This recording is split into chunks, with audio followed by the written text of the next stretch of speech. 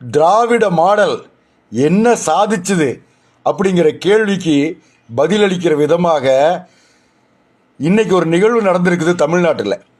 சமூக நீதி என்ற சொல்லை உச்சரிக்க கூட மனம் இல்லாமல் தமிழ்நாட்டிலே வளைய வரக்கூடிய சிலருக்கு ஸ்ரீபதி போன்றோரின் வெற்றிதான் திராவிட மாடல் குறித்து தமிழ்நாடு தருகின்ற பதில்.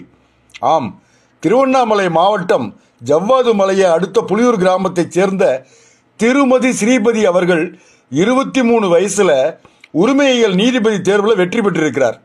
பெரிய வசதிகள் இல்லாத மலை கிராமத்தைச் சேர்ந்த பழங்குடியின பெண் ஒருத்தர் இளம் வயதில் இந்நிலையை அடையிறதுக்கு இத்தனை ஆண்டுகளாயிருக்குது. இதுவே திராவிட மாடலினுடைய மிகப்பெரிய வெற்றி. நெடுந்தமிழ் நாடெனும் செல்வி நல்ல நிலைகாண வைத்திடும் பெண்களின் கல்வி என்று போற்றுவோம் போற்றுவோம். திராவிட மாடலை போற்றுவோம். வணக்கம்.